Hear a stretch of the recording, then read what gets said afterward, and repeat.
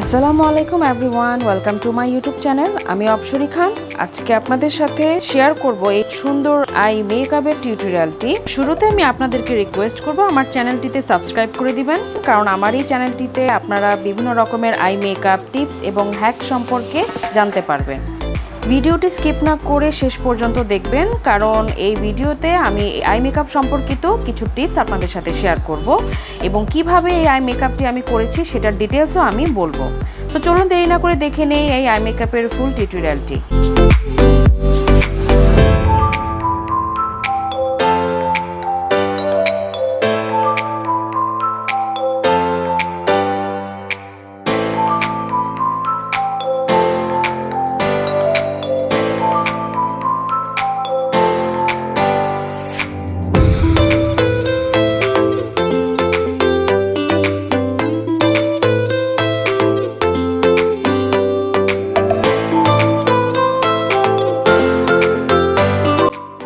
I মেকআপের শুরুতে আমি আই বেজের জন্য ব্যবহার করছি রেভলিউশনের এই হোয়াইট কনসিলারটি।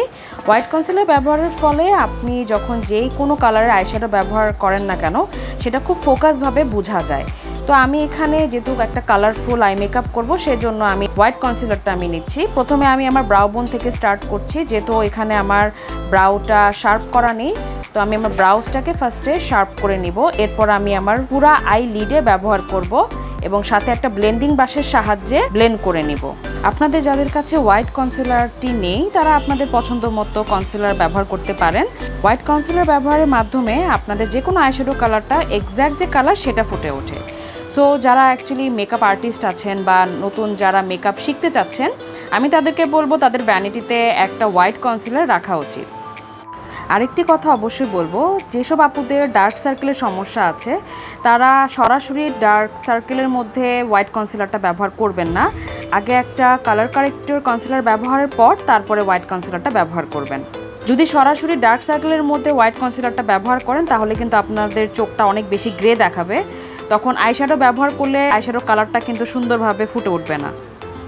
আজকের এই টিউটোরিয়ালে আমি ব্যবহার করছি মরফের জেমস চার্লসের এই প্যালেটটি।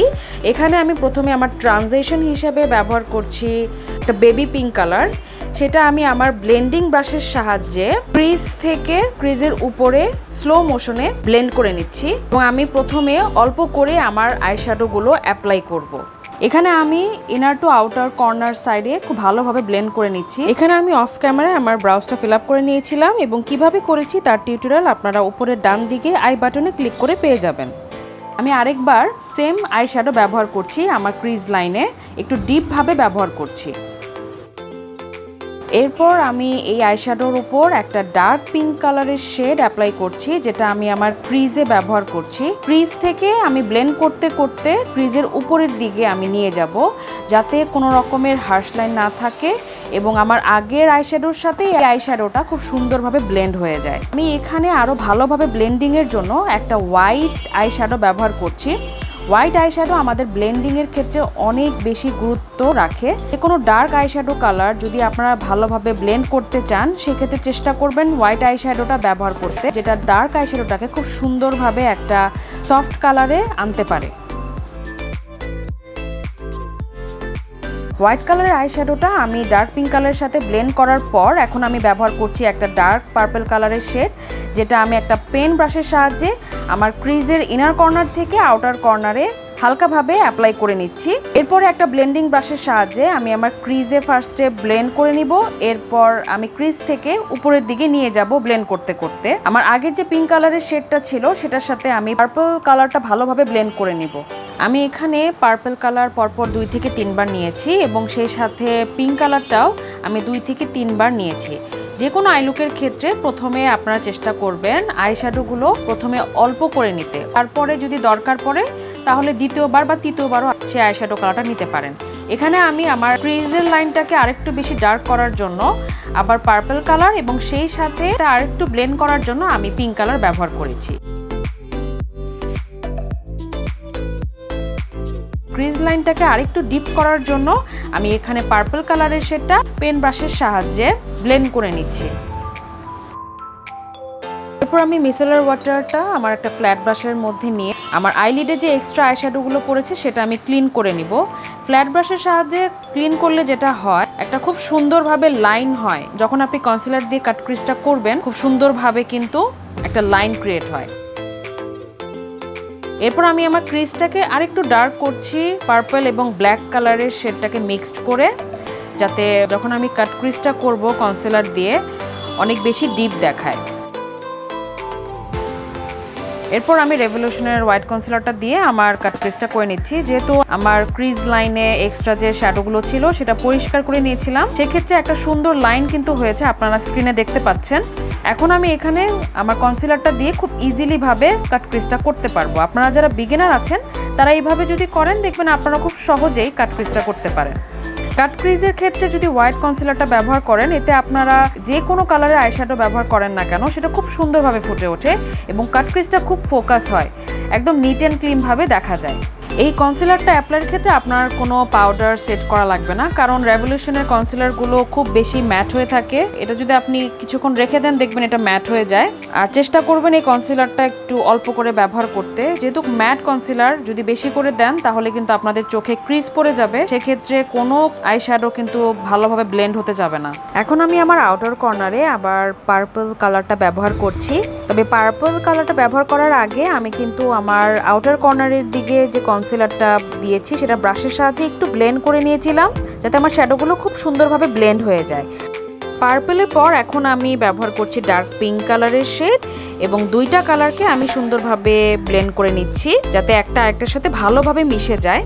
এখন আমি আমার আইলিডে বেবি পিঙ্ক কালার আইশ্যাডোটা ব্যবহার করে নিচ্ছি এবং ডার্ক পিঙ্কের সাথে আমি এটাকে ব্লেন্ড করে নিচ্ছি। যেহেতু আমি এখানে হোয়াইট কনসিলার ব্যবহার করেছি, এজন্য আমার ইনার কর্নারের দিকে হোয়াইট কনসিলারটাকে আরেকটু ম্যাট ফিনিশের জন্য আমি হোয়াইট কালারের আইশ্যাডো ব্যবহার করছি। প্রত্যেকটা কালারকে খুব সুন্দরভাবে ব্লেন্ড করতে হবে।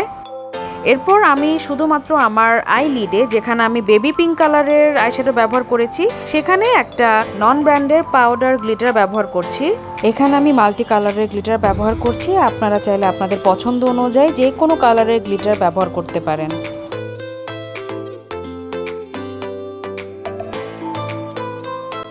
আমি আমার লোয়ার ল্যাশে একইভাবে আইশ্যাডোগুলো ব্লেন্ড করে নিব।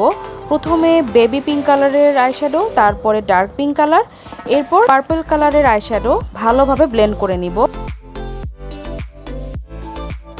আমি এখানে আমার লোয়ার ল্যাশে পার্পল কালারের আইশ্যাডোটা ব্লেন্ড করে নিচ্ছি এবং আমার উপরের আউটসাইডে যে পার্পল কালারটা ছিল সেটার সাথে আমি আমার নিচের পার্পল কালারের আইশ্যাডোটা একসাথে ব্লেন্ড করে নিব।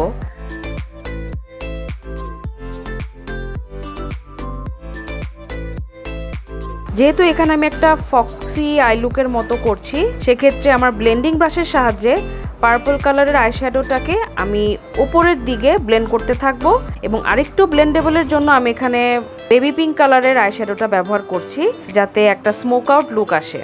এখন আমি আমার টিয়ার এরিয়াতে ব্যবহার করছি রিমেলের নুট কাজল। যেহেতু এখানে আমি হোয়াইট কালারের কনসিলার ব্যবহার করেছি, আমার চোখে হোয়াইট কালারটা একটু বেশি ফোকাস দিচ্ছে, এজন্য আমি কোনো রকমের সাদা কাজল ব্যবহার করছি না। এখানে অফ ক্যামেরাতে আমি আই ম্যাজিকের একটা ফলস ল্যাশ পরে নিয়েছিলাম। এরপর আমি এখানে ব্যবহার করছি টেকনিকের মাস্কারা। আমি এখানে কোনো আইলাইনার বা ব্ল্যাক কাজল ব্যবহার করছি না, কারণ এই আই লুকে আপনি যদি আইলাইনার বা কাজল ব্যবহার করেন তাহলে এই আই মেকআপে দেখতে ভালো লাগবে না। এখানে আমি আমার ব্রাউজ ফিলাপের যে ব্রাশটা রয়েছে সেখানে একটু মাস্কারা আমি নিয়ে নিয়েছিলাম। এরপরে আমি আমার অরিজিনাল যে ল্যাশটা আছে সেটা যাতে আমার ফেক ল্যাশের সাথে মিলে যায়, সেক্ষেত্রে আমি নিচ থেকে উপরের দিকে মাস্কারাটা দিয়ে অ্যাপ্লাই করছি, যাতে আমার ল্যাশটা ফেক না লাগে। এখানে আমি আমার ব্রাউ বোনটা হাইলাইটের জন্য ব্যবহার করছি টেকনিকের হাইলাইটারটি। এখানে শুধুমাত্র আমি আমার ব্রাউ বোনটাতে অ্যাপ্লাই করছি, পুরো ব্রাউজ এরিয়া জুড়ে আমি ইউজ করছি না। বা অনেক আর্টিস্টদের আমি দেখেছি যে হাইলাইটার পুরো ব্রাউজ এরিয়াতে করে ফেলে, কিন্তু আসলে হাইলাইটারটা ইউজ করতে হয় অনলি আমাদের ব্রাউ বোনে। আমি এখানে হাইলাইটারটা আরেকটু ব্লেন্ডেবলের জন্য ব্যবহার করছি বেবি পিঙ্ক কালারের আইশ্যাডো, এবং হাইলাইটার এবং আইশ্যাডোটাকে আমি খুব ভালোভাবে ব্লেন্ড করে নিচ্ছি এখানে।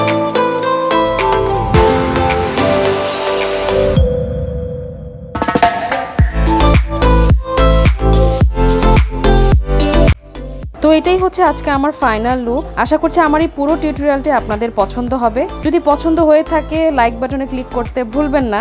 আর আমার এরকম ভিডিও আরও পেতে আমার চ্যানেলটিতে সাবস্ক্রাইব করে দিবেন, এবং যদি আমার ভিডিওটা যদি প্রথমে দেখতে চান সেক্ষেত্রে নোটিফিকেশন বেলটি অন করে রাখবেন। আর আমাকে আপনারা ফেসবুক পেজ বা ইনস্টাগ্রাম পেজেও পেয়ে যাবেন, যেটার লিংক আমার ডেসক্রিপশনে দেওয়া আছে। তো আজকের মতো এখানেই, দেখা হবে পরবর্তী কোনো ভিডিওতে। সবাই ভালো থাকবেন। আল্লাহ হাফেজ।